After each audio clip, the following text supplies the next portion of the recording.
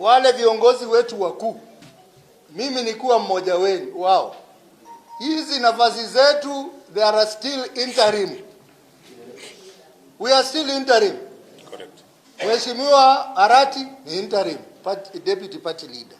Mheshimiwa Osozi interim deputy party leader.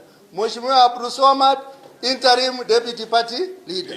Mheshimiwa Wanga interim chairperson.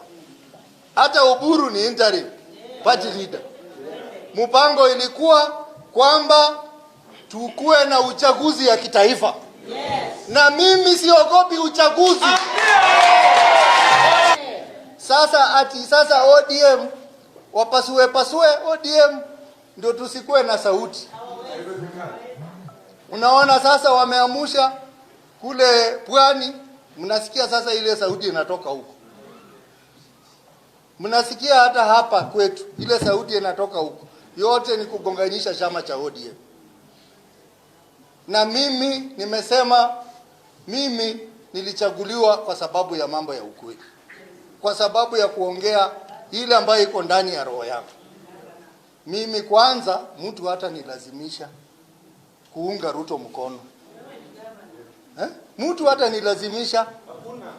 Lazima niangalie chini, nikae chini, ni understand, niamue mimi mwenyewe. Lakini wewe sasa unataka kulazimisha sisi.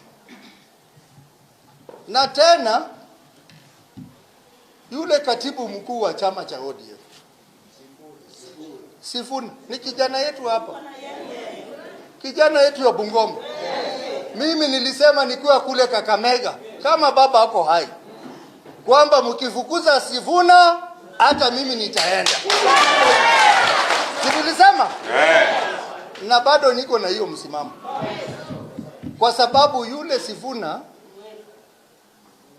ukweli wa maneno, ile mambo yote alikuwa anasema baba akiwa hai. Na ile mambo yote anasema baba kama amekufa, ni mambo alikuwa anaambiwa na baba aseme. Sasa kama alikuwa anatumwa na baba, wewe ni nani kuja kusema unataka kufurusha yeye?